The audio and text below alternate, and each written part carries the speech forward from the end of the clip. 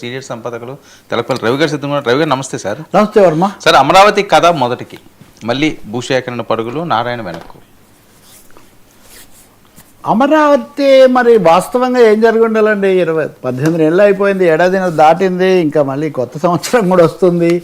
ఇప్పుడు అమరావతిలో అంతకుముందు భూమి ఏంటి, రైతులు 33,000, ప్రభుత్వ భూమి అటవీ భూమి అన్నీ కలిసి 53,000 ఎకరాలతో అమరావతి నిర్మాణానికి సాగిపోవాల్సింది. జగన్మోహన్ రెడ్డి మధ్యలో అడ్డుపడ్డారు కాబట్టి మళ్ళీ ప్రభుత్వం వచ్చింది, కూటమి వచ్చింది, దూసుకుపోవాలి కదా. ప్రపంచ స్థాయి రాజధాని సింగపూర్ సుర్బానా వాళ్ళు మాస్టర్ ప్లాన్ ఇచ్చారు. వాళ్ళకి మాస్టర్ ప్లాన్ కోసం 29 కోట్లు కూడా ఇచ్చాం మనం కదండి. ఇవన్నీ జరిగాయి కదా వాస్తవంగా. జగన్మోహన్ రెడ్డి ఏమీ చేయలేదు కదా, ఉన్నదాన్ని భూమిని ఏమీ చేయలేదు కదా. భూమి అట్లాగే ఉంది, రైతులు అట్లాగే ఉన్నారు. సింగపూర్ మాస్టర్ ప్లాన్ మళ్ళీ మీరు వచ్చి చూడండి, కట్టండి అని కూడా అడిగి వచ్చారు. ఇప్పుడు హఠాత్తుగా ఈ 29,000 ఎకరాలతో 33,000 ఎకరాలతో ఇక్కడ మున్సిపాలిటీ అవుతుంది తప్ప నిజంగా ఏం కడతాము అని చంద్రబాబు నాయుడు స్వయంగా అంటున్నారంటే ఏం చెప్పాలి? ఇంకా దీనికి ఇంకా వేరే వాళ్ళు ఎవరన్నా మాట్లాడుంటే ఈ మాట అంటే ఏం చేసేవాళ్ళు? ఇదో మున్సిపాలిటీ స్థాయిలోనే ఉందని ఎవరన్నా అనుంటే ఎలా ఉండేది? రెండో విషయం, అసలు సెల్ఫ్ ఫైనాన్సింగ్ క్యాపిటల్, దాని డబ్బులు దానికే వస్తాయి, కావాల్సినవన్నీ ఉన్న పాడు అయిపోయింది, ఆలస్యం చేయటం వల్ల అని కూడా మీరే చెప్పారు కదా. సెల్ఫ్ ఫైనాన్స్ సిటీ కాస్త ప్రపంచ రాజధాని కాస్త ఇప్పుడు మున్సిపాలిటీ అనే పరిస్థితి ఎందుకు వచ్చింది అన్నారు. మనం మాట్లాడడం ఓకే. రైతులు కూడా జేఏసీ వాళ్ళు కూడా ఫిర్యాదులు చేశారు, చంద్రబాబు నాయుడు ఒక కమిటీ వేశారు, తర్వాత తను కూడా మాట్లాడారు. ఇదంతా అయిన తర్వాత కూడా మేము రెండో దఫా భూ సమీకరణ చేయాల్సిందే అన్నారు. నిన్న ఉత్తర్వు కూడా ఇచ్చారు. పై ఇంకో మాట కూడా మొదట్లో నాకు బాగా గుర్తుంది, 2014లో కూడా చంద్రబాబు నాయుడు మీరు భూమి ఇస్తే మంచిది, లేకపోతే భూ సమీకరణకు మీరు ఒప్పుకోకపోతే భూసేకరణ చేయాల్సి వస్తుందని ఒక వార్నింగ్ లాంటిది కూడా ఆయన ఇచ్చారు. ఖచ్చితంగా ఇప్పుడు మళ్ళీ నారాయణ అదే చెప్తున్నారు. ఇప్పుడు మంత్రి నారాయణ, మీరు భూ సమీకరణ మేము ఇష్టపడతాము, మీరు స్వచ్ఛందంగా ఇవ్వకపోతే మేము భూసేకరణకు వెళ్తామని. భూసేకరణకు వెళ్తామంటే తప్పనిసరి ఇంకా రైతులకేమీ ఛాయిస్ ఉన్నది ఒకసారి భూసేకరణ నోటిఫికేషన్ ఇస్తే. ఇప్పుడు దాదాపు 16-17 ఎకరాలకు ఇచ్చారు. అంటే అమరావతి మండలంలో, తర్వాత తుళ్ళూరు మండలంలో. అమరావతి మండలం అంటే అసలు ఒరిజినల్ అమరావతి, అది పల్నాడు జిల్లాలో ఉంది, ఇది గుంటూరు జిల్లాలో ఉంది. ఈ 7 గ్రామాల్లో కలిసి ఈ భూమి దాదాపు 1,800 ఎకరాలు ఒక్కొక్క చోట, ఒక ఊళ్ళో మటుకు 5,000 ఎకరాలు. ఈ భూమి మేము తీసుకుంటాం. ఇంక ఇక్కడ ఛాయిస్ కూడా ఏం లేదు. సమీకరణ ఒప్పుకోకపోతే భూసేకరణ అని. 23 ఈ భూమి ఎందుకు అంటే దీనికి ప్రభుత్వ భూమి కలిపితే 23,000 ఎకరాలు అవుతుందని. ఇది దేనికంటే ఇంటర్నేషనల్ ఎయిర్పోర్టు, స్పోర్ట్స్ సిటీ వగైరా వగైరా చెప్తున్నారు. అసలు సిటీయే కట్టడానికి ఇంకా గట్టి చర్యలు ఇవి జరగకముందే, రైతుల సమస్యలు తీరకముందే మీరు సెకండ్ ఫేజ్ గురించి మాట్లాడుతున్నారు. నారాయణ ఏమో సెకండ్ ఫేజే కాదు, థర్డ్ ఫేజ్ కూడా పోవాల్సి ఉంటుంది అని చెప్పారు. ఇది చాలా తప్పకుండా ఒక షాక్ లాంటిది. ఇది ఎందుకు అంటే ఎవరికి, ముఖ్యంగా భూములు ఇచ్చిన రైతులకు, అక్కడ పెట్టుబడులు పెట్టిన వాళ్ళకు, ఏదో అప్పులు తెచ్చి మరీ ఇక్కడ చాలా బ్రహ్మాండంగా రేట్లు పెరిగిపోతాయి అని చెప్పి జీవితాలు ముడివేసుకున్న వాళ్ళకు, నమ్ముకొని ఉన్న వాళ్ళకు ఇది చాలా పెద్ద సమస్య. దీని మీద నేను వాస్తవంగా ఇప్పుడు చెప్పాలంటే 2019లో, నేను గతంలో కాదు 2019 ఎన్నికల సమయంలో అమరావతి అడుగులేటు అని నేను పుస్తకం రాశాను. ఆ పుస్తకాన్ని సిపిఐ గారి తెలిసి అప్పుడు రామకృష్ణ ఆవిష్కరించారు. నేను ఆ కాపీ పవన్ కళ్యాణ్ కూడా ఇచ్చా, ఇతరులకు కూడా ఇచ్చా. అమరావతి అడుగులేటు, అడుగులు సరిగ్గా పడాలని కోరుకున్నది. ఇప్పుడు నాకు మళ్ళీ అదే ప్రశ్న వస్తుంది. అమరావతి అడుగులేటు అని నా పుస్తకానికి ఏ టైటిల్ అయితే పెట్టానో, ఇప్పుడు మీరు కట్టడానికి సంబంధించిన ప్రణాళిక స్టేజ్ 1, స్టేజ్ 2, స్టేజ్ 3 అనకుండా మీరు మళ్ళీ సేకరణకు ఇచ్చి, పైగా నారాయణ మాట్లాడుతున్నారు ఏమని అంటే గ్రీనరీకి మేము చాలా ప్రాధాన్యత ఇస్తాం, ఇట్లాంటివి. ఇవన్నీ చాలా జరిగాయి కదా. ఇంకా మూడో సమస్య, అసలు నారాయణ గారు చెప్పేదానికి ఎంత శాంక్టిటీ అనే ప్రశ్న కూడా వస్తుంది. ఈ ప్రశ్న జేఏసీ నాయకులకే వచ్చింది. నారాయణ, పెమ్మసాని, శ్రావణ్ కుమారు, సిఆర్డీఏ చైర్మన్, కన్వీనర్, ఇదంటే కమిషనర్ అంటే కాదండి బాబు గారు మీరే రావాలన్నారు. బాబు గారు వచ్చారు, వెళ్ళిపోయాక ఈ ప్రకటనలు వెలువడుతున్నాయి.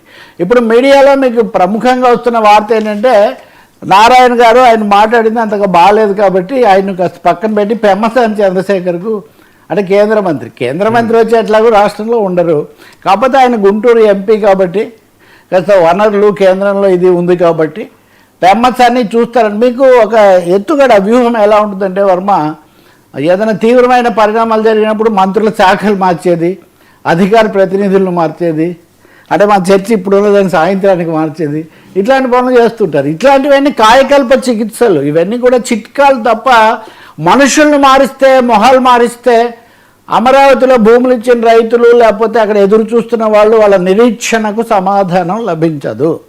తప్పకుండా ఈ రెండో దశ భూసేకరణ కోసం హడావుడి పడ్డం కంటే మొదటి దశకు న్యాయం చేయడానికి ప్రణాళిక, కార్యాచరణ ప్రణాళిక, కాల వ్యవధితో కూడిన ప్రణాళిక ప్రకటించాల్సిన బాధ్యత ప్రభుత్వం మీద ఉంది. ఇప్పటికే ఒక మీడియా, అనుకూలమైన మీడియా, రైతులు చాలా ఉత్సాహంగా ఉన్నారు. రెండో దశకు ఎందుకు తీసుకోవడం లేదని అడుగుతున్నారు. ఉన్నారు, ఖచ్చితంగా మొదటి దశలో కాదు, కాస్త స్తోమత కలిగిన వాళ్ళు వీళ్ళు ఇచ్చేద్దాం, మనకు కూడా పని ఎందుకు ఎట్లా అని చూస్తున్నారు. కానీ మొదటి దశలో వాళ్ళ ఆందోళన సమస్య ఏంటి? కాబట్టి ఇది ఒక విధంగా చాలా తీవ్రమైన ఆందోళనకు, అసంతృప్తికి, సమస్యలకు కూడా దారి తీస్తూ ఉంది. ఇది ఒక విధంగా అమరావతిలో మళ్ళీ కొత్త ఉద్యమం వచ్చినా కానీ మనం ఏం ఆశ్చర్యపోవాల్సిన అవసరం లేదు. సరే, అంబటి రాంబాబు మొన్న మాట్లాడింది మనం చర్చించాం, ఆయన మాట్లాడింది అంత బాగాలేదు. కాకపోతే రైతుల తరఫున నిలబడాలి. ఇప్పుడు ఏం నిలబడతారు? వాళ్ళు వెళ్ళి రైతుల తరఫున నిలబడలేరు. నిలబడితే రైతు సంఘాల్లో లేదా వామపక్షాలు లేకపోతే దళిత సంఘాలు వీళ్ళు నిలబడాలి. కానీ వైఎస్ఆర్ పార్టీ వాళ్ళు నిలబడే అవకాశం అయితే ఏమీ లేదు. కానీ వాళ్ళు ఆ దాడి కొనసాగిస్తున్నారు. రాంబాబు మాట్లాడిందని జిద్దుకోకపోగా పేర్ని నాని కూడా దాదాపు అంతకంటే తీవ్రంగా దాదాపు అదే భాషలో ఆయన కూడా మాట్లాడుతూ ఉన్నారు. సో మరి పవన్ కళ్యాణ్ ఎందుకు మౌనంగా ఉన్నారో నాకు తెలియదు. గతంలో 2014-15 మధ్యలో కూడా భూమి ఇస్తేనే తీసుకోండి, భూమి ఇవ్వకపోతే తీసుకోకండి అని నాకు బాగా గుర్తుంది. నా పుస్తకంలో కూడా నేను ఆ ఫోటో, అప్పటి డైలాగులు అవన్నీ కూడా వేశాను. అప్పుడు ఆయన వెళ్ళి ఇస్తే తీసుకోండి లేకపోతే లేదని ఆయన చెప్పారు. పర్యటనలు చేశారు. అప్పుడు ప్రతిపక్ష నాయకుడిగా జగన్ చేశారు. మళ్ళీ జగన్ ముఖ్యమంత్రిగా ఉన్నప్పుడు ప్రతిపక్ష నాయకుడిగా చంద్రబాబు నాయుడు వెళ్ళబోతే నిరసనలు తెలిపారని, అనుమతించలేదని అదొక దుమారం వచ్చింది. ప్రతిపక్షం ఎప్పుడైనా కానీ రైతుల తరఫున లేకపోతే ప్రజల సమస్యల తరఫున మాట్లాడాల్సిందే. ఇప్పుడు పవన్ కళ్యాణ్ అలాగే బీజేపీ కూడా కేంద్రంలో ఉన్నారు కదా, ఏమన్నా చేస్తారా, చెప్తారా? ఇది ఒక పెద్ద పెద్ద ప్రశ్నగా ఉంది. నారాయణ గారు పరుగులు దీనికి, అసలు నారాయణ మాటలు కూడా నిలబడతాయా? మీరు రేపు పొద్దున వచ్చి పెమ్మసాని చంద్రశేఖర్ గారు చూస్తారు, లేదా ఈ కమిటీ చూస్తుంది. సిఆర్డీ అధికారులు అడకత్తెరలో పోక చెక్కలాగుంది వాళ్ళ పని. రైతులేమో వాళ్ళని అంటున్నారు, ప్రతిదానికి అధినేతలు ఏమనమో అధికారులు అంటాం. అధికారులు ఏముందండి, వాళ్ళు తీసుకోమంటే ఆయన వద్దంటే వద్దు. అప్పుడు కూడా స్టేట్మెంట్లు ఇచ్చారు, అసైన్మెంట్ భూములు వాళ్ళు తీసుకున్నారు, వీళ్ళు తీసుకున్నారు. ఇప్పుడు అవన్నీ వాళ్ళు వెనక్కి తీసుకుంటున్నారు. సో అధికారులు ఇంత అస్థిమితమైన ఒక ఒత్తిడిలో ఉంటే వాళ్ళు ఏం చేస్తారు? దీని మీద తప్పకుండా ప్రభుత్వం కనుక ఒక సమగ్రమైన శ్వేతపత్రము, దాని దశల వారీగా ఏ దశలో ఉంది అవన్నీ కనుక చెప్పకపోతే మటుకు విశ్వసనీయతకు విఘాతం కలుగుతుంది. ఎవరైతే ఆశీర్వదించారో వాళ్ళే ఆగ్రహం వ్యక్తం చేసేటటువంటి పరిస్థితి వస్తుంది. ఇప్పుడు ఇంకో వార్త కూడా వస్తుంది మనకు, రాజధాని మాటికి మార్చడం వల్ల కదా ఈ సమస్య వచ్చింది. అందుకని అమరావతి శాశ్వత రాజధాని అని పార్లమెంట్లో ఒక బిల్లు పెట్టమని, పార్లమెంట్లో బిల్లు పెట్టాలి అంటే ఇప్పుడు విభజన చట్టాన్ని సవరించాలి. విభజన చట్టంలో ఆంధ్రప్రదేశ్కు రాజధాని ఉండాలి అని ఉంది. కానీ ఆంధ్రప్రదేశ్కి అమరావతి రాజధానిగా ఉండాలని విభజన చట్టంలో ఎలా పెడతారు? ఒకటే ఉండాలని కేంద్రం పార్లమెంట్ పెట్టవు కదా. సో ఇప్పుడు మళ్ళీ దాన్ని అందులో చూపించడానికి వీలవుతుందా? లేకపోతే అమరావతిని మేము యాక్సెప్ట్ చేస్తున్నామని గజెట్లో ప్రకటించి దానికే వాళ్ళు ఉంటారా? అది కూడా ఈ 10 రోజులే ఉంది పార్లమెంటు. అవును, ఈ 10 రోజుల్లో అది సాధ్యమవుతుంది. దాంట్లో కూడా కొన్ని సమస్యలు ఉన్నాయి. ఇప్పుడు అమరావతి ఉండాలని చెప్తే 2014-19 మధ్యలో తీసుకున్న 53,000 ఎకరాలకు పరిమితమైన అమరావతి, లేకపోతే ఆ పేరుతో ప్రభుత్వాలు ఎంత కావాలంటే అంత కావాలి అని చెప్పే పరిస్థితి. సార్, ఒక రాజధాని ప్రకటించాలనుకున్నప్పుడు ఎన్ని ఎకరాల్లో ఉన్నదని కూడా చెప్పాలా? చెప్పనవసరం లేదేమో కదా, అది ఇంకా పెంచవచ్చు కదా, అది మనం ఎలా చెప్తాం? సార్ మీరు ఒకటి గమనించండి, ఇక్కడ సమస్యాత్మకం అయింది కాబట్టి కదా ఈ ప్రశ్న. రెండోది, మీరు పేరు పెట్టినప్పుడు మరి మున్సిపాలిటీ అయిపోతుందని మీరు అనొచ్చా? మీరు అది చెప్పండి.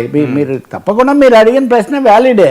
కానీ మున్సిపాలిటీ అయిపోతుంది కాబట్టి ఇంకా ఈ భూమి కూడా ఇవ్వాలి, ఇవ్వకపోతే మేము లాగా సేకరించేస్తాము, అలా అయితేనే రాజధాని సాధ్యం అవుతుంది. అలాగే ఇంత నా ప్రశ్నలకు జవాబు ఎక్కడ? ఇంతకుముందు సింగపూరాలు తయారు చేసిన మాస్టర్ ప్లాన్ ప్రకారమే కడతా ఉన్నారు. ఆ మాస్టర్ ప్లాన్ 53,053 ఎకరాలకు తయారైందా? ఇప్పుడు తీసుకోబోయే భూమి కూడా కలిపి ఆ ప్రణాళిక తయారైందా? ఇలాంటి ప్రశ్నలు ఉత్పన్నం అవుతాయి కదా. రాజధాని చర్చ పార్లమెంట్లోనో శాసనసభలోనో వచ్చినప్పుడు ఇలాంటి ప్రశ్నలు రావా? అందులో పెడతారా లేదా కాదు, దాని సరిహద్దులో ఏవో పెడితే పెడతారు, లేదా పెట్టరు. వట్టి పేరు ఒకటైతే పెట్టరు కదా, వట్టి పేరు అయితే పెట్టరు కదా. వర్మ గారు అంటే వర్మ గారు ఏంటి, ఆయన son of so and so, ఆయన ఇలా ఉంటాడు, లేదా అది చెప్తారు కదా. కాబట్టి అమరావతి డిస్క్రిప్షన్ ఏముంటుంది, ఒక పెద్ద ప్రశ్న. అది ఎప్పుడు, లేకపోతే రేపు ఇంకోటి అంటారు. ఇదే ఇప్పుడు ఉదాహరణకు జగన్మోహన్ రెడ్డి కూడా ఏమంటున్నారు, నేను అక్కడే పెట్టా కదా శాసన రాజధాని, నేనేం మార్చలేదు కదా. సో ఎవరికి తోచినట్టుగా వాళ్ళు బ్రహ్మ పదార్థం లాగా మేమేం మార్చలేదు, మేము అదే అనుకుంటూ అదే చేస్తుంటే ఎలా కుదురుతుందండి.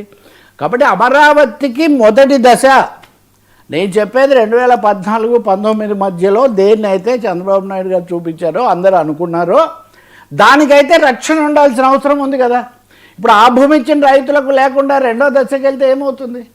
కాబట్టి ఇప్పుడు పార్లమెంట్ చట్టం చేస్తే రైతులకు రక్షణ కల్పించడం అన్నది కూడా అందులో ముఖ్యమైన అంశంగా ఉండాలి. అది నేను చెప్తుంది. భూమి మొదటి దఫా నమ్మకంతో భూమి ఇచ్చిన వాళ్ళకు రక్షణ కల్పించడం అన్నది కూడా అందులో ముఖ్యమైన అంశంగా ఉండాలి. రక్షణ కల్పించకుండా ఇప్పుడున్న కూటమి ప్రభుత్వం ముందుకు వెళ్తాదనా? గతంలో ఉద్యమాలు ఇవన్నీ కూడా వెళ్తుందా లేదా, ఇప్పటివరకు ఏం జరుగుతుంది అని? ఇప్పటివరకు ఏం జరగలేదు కదా. మరి మీరు ఊహించారా రెండో దశ అడుగుతారు ఇంత తొందరగా వస్తుందని? మీరు ఊహించారా చెప్పండి కదా. మరి ఊహించని సమస్యలు భవిష్యత్తులో రాకుండా చూడాలని చెప్తున్నాను. మీరు ఇప్పుడు హైదరాబాద్లో కూడా ఫ్యూచర్ సిటీ, 4th సిటీ అని రేవంత్ రెడ్డి గారు అంటున్నారు. చంద్రబాబు గారు సైబర్ సిటీ అన్నారు. కానీ ఒరిజినల్ హైదరాబాద్ అనే దానికైతే ఏమి ఇబ్బంది లేదు కదా. కాబట్టి దాని గురించి ఇప్పుడే ఎందుకు తొందరపడుతున్నారు? మరి ఈ ప్రశ్నలన్నీ ఉత్పన్నం అవుతాయి కదా. అందువల్ల ప్రభుత్వం ఏం చేస్తే దాన్ని బలపరచాల్సిందే. ఇంకా వాళ్ళకు విజన్ ఉంది కాబట్టి రైతులకు ఏం విజన్ ఉండకూడదంటే చాలా కష్టం అండి. రైతులు అనేకం చేస్తేనే హైదరాబాద్ అయినా ఇంకోటైనా ఇవన్నీ ఇలా ఉన్నాయి. అది అలా ఉంచి ఇప్పుడైతే ఒకటి నిజం, మొదటి దఫాకు సంబంధించిన కార్యాచరణ స్పష్టత, ప్రభుత్వం యొక్క పాత్రకు సంబంధించిన స్పష్టత లేకుండా రెండో దశ మూడో దశ అని హడావుడి పడితే మటుకు, హడావుడి పెడితే మటుకు విశ్వసనీయత సన్నగిల్లే అవకాశం ఉంది. దాన్ని ఎలా చేసుకుంటారు అన్నదైతే చూడాల్సి ఉంటుంది. అలాగే కేంద్రం తన పాత్ర, కేంద్రం ఎందుకు తొందరగా జోక్యం చేసుకోదు? వాళ్ళు కూటమి ప్రభుత్వంలో కూడా ఉన్నారు కదా బీజేపీ వాళ్ళు. మోదీ గారు ఒక మాట చెప్పొచ్చు కదా. అప్పుడు నేను అనేవాడిని, అందరం అన్నాం ఏమని, మీరు ఆపితే జగన్మోహన్ రెడ్డి ఆగడా, మీ అనుమతి లేకుండానే జగన్మోహన్ రెడ్డి ఆపారా అని అడిగారు కదా అందరూ. జగన్ కేంద్రం ఆశీస్సులతోనే వాళ్ళ అండదండలతోనే చేస్తున్నారని ఇప్పుడు కూడా అదే సందేహం కలుగుతుంది. చంద్రబాబు నాయుడు గారు చేస్తున్న వాటన్నిటికీ బీజేపీ యొక్క అండదండలు ఉన్నాయా? చాలా కాలం పాటు లక్ష్మీనారాయణ అధ్యక్షుడిగా ఉన్నంత వరకు బీజేపీ స్టాండ్ ఏంటో తెలీదు. సోము వీర్రాజు గారు ఉన్నప్పుడు తెలీదు. ఆఖరుకు తిరుపతి నుంచి యాత్ర చేస్తున్నప్పుడు అమిత్ షా స్వయంగా వచ్చి తిరుపతిలో రాజధాని రైతులతో చర్చలు జరిపి బీజేపీ స్టాండ్స్ ఫర్ అమరావతి అని చెప్పారు. అప్పటి నుంచి వాళ్ళు పాల్గొన్నారు. ఇప్పుడు కూడా వాళ్ళు ఒకసారి కేంద్రం చొరవ తీసుకోవచ్చు. కేంద్రానికి బాధ్యత కూడా ఉంది కదా. నా పాయింట్ ఏమంటే ఆర్థిక సహాయం చేయాల్సిన, శాసనపరమైన రక్షణ కల్పించాల్సిన బాధ్యత కేంద్ర ప్రభుత్వానికి కూడా ఉంది కదా. వాళ్ళు విశాఖపట్నానికే రక్షణ కల్పించట్లేదు. మీరు ఈరోజు చూసుంటారు పత్రికల్లో, విశాఖలో ఉత్పత్తితో ముడిపెట్టి జీతం ఇస్తాము అని ఒక కొత్త శాసనం తీసుకొస్తున్నారు. దాని మీద ఈరోజు వాళ్ళు ఆందోళన కూడా చేస్తున్నారు. మీరేమో అన్నీ మూసేసి అన్ని ప్రైవేట్ వాళ్ళకి ఇచ్చేసి మామూలు మా మీద గొంతు మీద పెడితే ఎట్లా ఉంటుందని రైతులు అడుగుతున్నారు, అక్కడ కార్మికులు అడుగుతున్నారు. కాబట్టి అమరావతి రైతులకైనా, విశాఖపట్నంలో కార్మికులకైనా, పోలవరం నిర్వాసితులకైనా ఈ బాధ్యతలు 3 కేంద్రం మీద ఉన్నాయి. కాబట్టి చంద్రబాబు గారితో పవన్ కళ్యాణ్తో చర్చించండి, ఒకసారి ఢిల్లీకి పిలిపించండి. ఏమైంది దానికి? ప్రజల కోసమే కదా. ఇందులో ఏం నెగిటివ్ ఏం లేదు కదా. ఇప్పుడు కాదండి, కొంతమంది పిచ్చి పిచ్చిగా మాట్లాడితేనే మనం అంత ఆగ్రహానికి గురయ్యాం కదా. ఇక నేరుగా వాళ్ళ జీవితాలు, వాళ్ళ పొలాలు, వాళ్ళ భూములతో ముడిపడిన వచ్చినప్పుడు మనకి ఇంకా ఆగ్రహం రావాలి కదా. సార్, చంద్రబాబు పర్యటన రైతులకు మంచి రోజులు ఎప్పుడు?